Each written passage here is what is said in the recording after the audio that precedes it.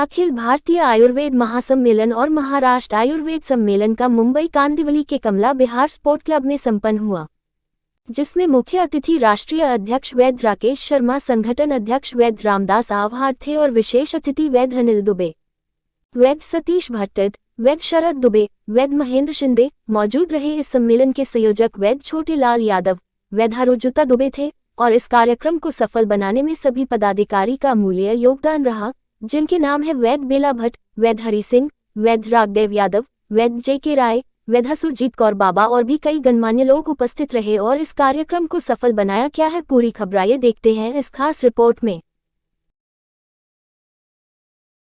राष्ट्रीय आयोग भारतीय चिकित्सा पद्धति में आचार्य एवं पंजीयन बोर्ड का अध्यक्ष हूँ। मेरा नाम वैद्य राकेश शर्मा है।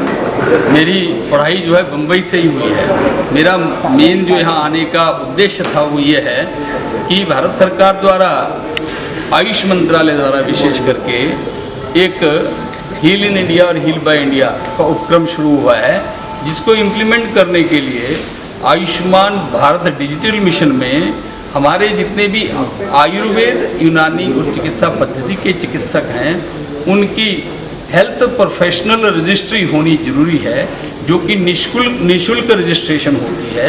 उसके पश्चात भारत में हम कितने आयुर्वेद के, यूनानी के, सिद्ध के और सवा रिक्पा के चिकित्सक हैं, एक तो वो दिखाई देगा, पता लगेगा कि कितने लोग जो हैं इसकी प्रैक्टिस करते हैं। दूसरा, हील इन इंडिया जो है कि विदेश से लोग आकर के भारत में इन चिकित्सा पद्धतियों द्वारा चिकित्सा करवा सकें अपनी, ये एक उद्देश्य था। और उसके लिए क्या क्या उनके पास सुविधाएं होनी चाहिए और किस तरह से उसकी इम्प्लीमेंटेशन होगी, उसकी कल हमने लाइव इनको डेमोन्स्ट्रेशन दी है और हील बाय इंडिया के बारे में इनको बताया। इसलिए मेरा मुंबई आगमन था। और दूसरा जो आज का ये कार्यक्रम है, ये अखिल भारतीय आयुर्वेद महासम्मेलन एक हमारा 1907 में बना हुआ सबसे पुराना आयुर्वेद का संगठन है, जिसने आज़ादी की लड़ाई में भी आयुर्वेद को बचाने की बहुत बड़ी भूमिका निभाई है। और महाराष्ट्र इसका एक सुदृढ़, एक बड़ा ही जिसको कहते हैं कि गढ़ है आयुर्वेद का, और यहाँ आयुर्वेद के चिकित्सक सबसे ज़्यादा हैं। इसलिए हमारे उस संगठन की एक छोटी सी मीटिंग, और क्या हम आगे चल करके आयुर्वेद के माध्यम से आम जनता की सेवा कर सकते हैं, आम लोगों को आयुर्वेद के प्रति प्रेरित कर सकते हैं, और जो कुछ हमारे घर में ही है उससे हम कैसे ठीक रह सकते हैं। सर, ये तो पद्धति देवी देवताओं का भी ये तो गलत फहमी है कि आयुर्वेद की दवा काफ़ी महंगी है, क्योंकि आयुर्वेद के एकल द्रव्य चिकित्सा भी हम कर सकते हैं। जो सुवर्ण युक्त दवा होती है वो महंगी होती है, लेकिन एकल द्रव्य जैसे सर ने अभी बताया कि गिलोय सत्व संशमनी वटी, ये किस प्रकार से काम करती है, ये पिछले 2 एपिसोड में कोरोना का हमने देख लिया है। तो गिलोय सत्व या गिलोय की वटी, समचमनी वटी, ये काफ़ी सस्ती है। और इसके बजाय घरेलू जो काढ़ा है, जो तुलसी, काली मिर्च, सूंठ से बनता है, तो ये कोई भी घर पे बना ले सकता है। और जो कहा है सर ने कि सात्विक आहार चाहिए, हल्का आहार चाहिए, यदि हम हल्का आहार लेते हैं, आयुर्वेद की दिनचर्या ऋतुचर्या फॉलो करते हैं, और सबसे अहम है कि अग्नि के अनुसार यदि हम आहार लेते हैं तो किसी भी बात से डरने की कोई चिंता नहीं। सर, कोरोना से सबसे पहला जवाब भारत ने ही दिया है, और भारत ही आगे भी भारत ही जवाब देगा। और ये पूरे विश्व ने देखा है कि आयुर्वेद से भारत ने किस प्रकार से जवाब दिया है। और यही एक कारण है कि आदरणीय महामहिम पंतप्रधान नरेंद्र जी मोदी साहब ये हर जगह पे आयुर्वेद का उल्लेख कर रहे हैं। उसका कारण ही यही है कि आयुर्वेद से आगे का, उनका तो कहना है कि आगे के 25 साल आयुर्वेद के रहने वाले हैं। तो आयुर्वेद क्या कर सकते हैं पूरी दुनिया ने देखा है, और इसके आगे भी जितने भी नई नई व्याधियाँ आएगी सबका वर्णन आयुर्वेद में लिखा हुआ है। और आयुर्वेद का एक एक वनस्पति का द्रव्य भी उसमें लाभदायक सिद्ध होता है, ये पूरी दुनिया आगे भी देख सकते हैं। Thank you. तो अभी जो आने वाला कोरोना काल है, जो एक्सपेक्टेड है, उसके लिए आपकी तरफ से क्या तैयारियां हैं? हमारी तरफ से यानी आयुर्वेद की तरफ से आप सोचेंगे तो जो अभी हमारा अध्यक्ष ने और संगठन अध्यक्ष ने बताया, वही गुरुवेल घनवटी, आयुष काढ़ा, आयुष 64 टैबलेट और घरगुती सात्विक आहार, ये तो लेना चाहिए। साथ में दिनचर्या, ऋतुचर्या और योगासन, दैनंदिन जो योगासन करना चाहिए, साथ में प्राणायाम भी हम सबने रेगुलर सर, ये करना तो चाहिए। शहर की बात हो गई, गांव के लोग कैसे बचेंगे, उनको कैसे आप बचाएंगे? आप ये बोल रहे हैं, मैं गांव से आया हूँ, गांव में भी ये बहुत अच्छी तरह योगासन और सात्विक आहार लेते हैं। शहर के लोग तो फास्ट फूड के तरफ ज़्यादा जाते हैं, गांव के लोग तो घर का सात्विक आहार लेने में ज़्यादा पसंद करते हैं। Thank you. पोजिशन है गांव का भी पोजीशन बहुत ही अच्छा है और हम गांव में भी जाते हैं तो इसी तरह से चर्चित रहते हैं और हर किसी को जोड़ के रखते हैं। जैसे हमारे सीनियर हैं, जूनियर हैं, अभी हमारे अखिल भारतीय आयुर्वेद महासम्मेलन के राष्ट्रीय सचिव इतने बड़े अधिकारी खड़े हैं, हमारे अखिल भारतीय आयुर्वेद महासम्मेलन के संगठन समिति के अध्यक्ष वैद्य रामदास जी आवाड जी खड़े हैं, हमारे प्रेसिडेंट महाराष्ट्र आयुर्वेद सम्मेलन के श्री सतीश जी भट्टड़, वैद्य श्री सतीश जी भट्टड़ खड़े हैं और हमारे सभी पदाधिकारी, रुस्ता दुबे मैडम हैं, महामंत्री हैं अखिल भारतीय महाराष्ट्र आयुर्वेद सम्मेलन की। इस तरह हम किसी को छोटा और बड़ा नहीं समझते हैं और सबको साथ लेके चलने की कोशिश करते हैं। चाहे वो हमारे अध्यक्ष जी, और अध्यक्ष जी हमें ये बताते हैं कि छोटेलाल जी कुछ भी किसी को भी छोड़ना नहीं, सबको साथ लेके चलना।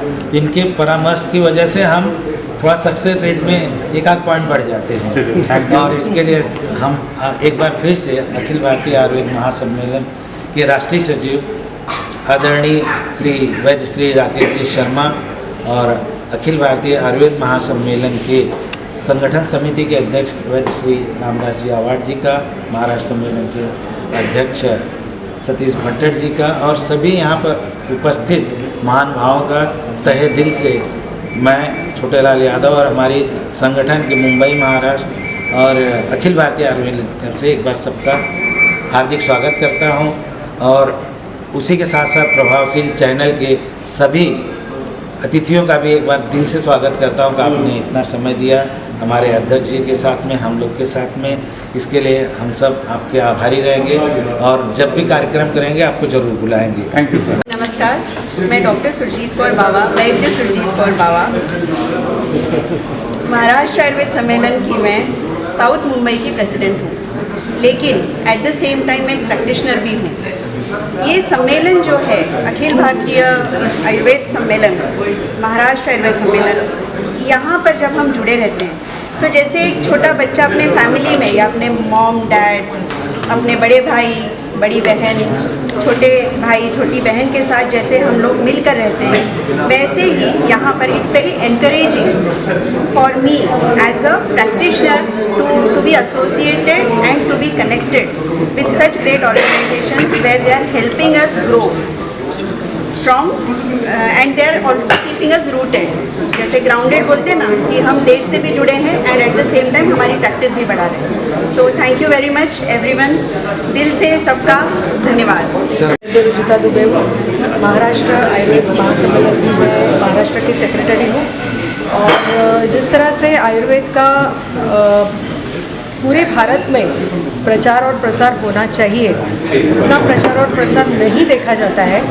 इसलिए ज़रूरत है कि सभी आयुर्वेद के वैद्यों को इकट्ठा होने की और तन्मयता से उसका प्रचार और प्रसार करने की, क्योंकि आयुर्वेद के औषधियों में इतनी शक्ति है कि वो किसी भी प्रकार के रोगों को ठीक कर सकता है। संशोधन की आवश्यकता है और संशोधन के साथ साथ आयुर्वेद के औषधियों की जानकारी पूरे भारतवर्ष में और दुनिया में फैलाने की आवश्यकता है, जो कार्य हम करना चाहते हैं। साइड इफेक्ट क्या है? देखिए, ऐसे तो आयुर्वेदिक औषधियों का साइड इफेक्ट जनरली नहीं होता है। किसी भी औषधि का अगर अधिक प्रमाण में उपयोग करें या उचित मात्रा में प्रयोग ना करें तो किसी भी औषधि का साइड इफेक्ट हो सकता है, जबकि आयुर्वेदिक औषधियों का उतना साइड इफेक्ट नहीं दिखाई देता है। बट मैं यहाँ की प्रांतीय अध्यक्ष हूँ, उपाध्यक्ष means regional vice president of Ayurveda Mumbai zone. So you wish to say something more? Of course, I want to spread awareness of Ayurved and I totally want that people, मेरी प्रैक्टिस भी 37 years से आयुर्वेदिक प्रैक्टिस है, मेरा panchakarma centre है और मैं जितना awareness programme देना चाहती हूँ वो इस प्लेटफॉर्म के माध्यम से हम दे सकते हैं और आपके YouTube चैनल से तो निश्चित